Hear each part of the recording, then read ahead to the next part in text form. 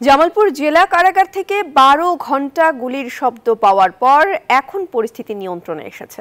কয়েদিদের সবাইকে নিজ নিজ সেলে ঢোকানো হয়েছে।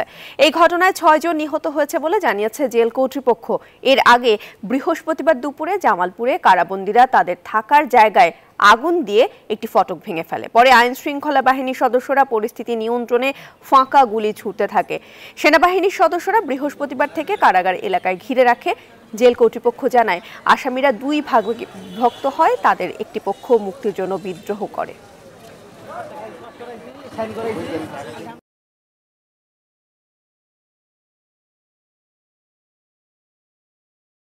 জি, ধন্যবাদ আপনাকে। আমি এখন জামালপুর কারাগারের সামনে দাঁড়িয়ে আছি।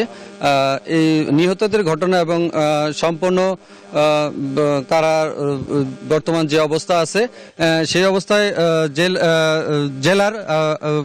জেলার আবু ফাত্তা সেই সাংবাদিক সাথে জানাচ্ছেন যে বর্তমান অবস্থা কি কারার, আমরা একটু শুনবো তার সরাসরি কথা। বন্দী গুরুতর অসুস্থ ছিল এবং ওই রাত ৯টার সময় আমরা তারা ওয়ার্ডে চলে যাওয়ার জন্য অনুরোধ করি এবং তারা ওয়ার্ডে চলে গেলে আমরা ওয়ার্ডে গিয়ে তাদের খোঁজখবর নিয়ে কেউ অসুস্থ আছে কিনা, মুমূর্ষু কেউ আছে কিনা, এরকম ৫ জন পেয়েছিলাম। ৫ জনকে আমরা রাতেই সদর হাসপাতালে প্রেরণ করেছি এবং জানতে পারলাম সদর হাসপাতালে চিকিৎসাধীন অবস্থায় আজকে একজন মারা গেছে।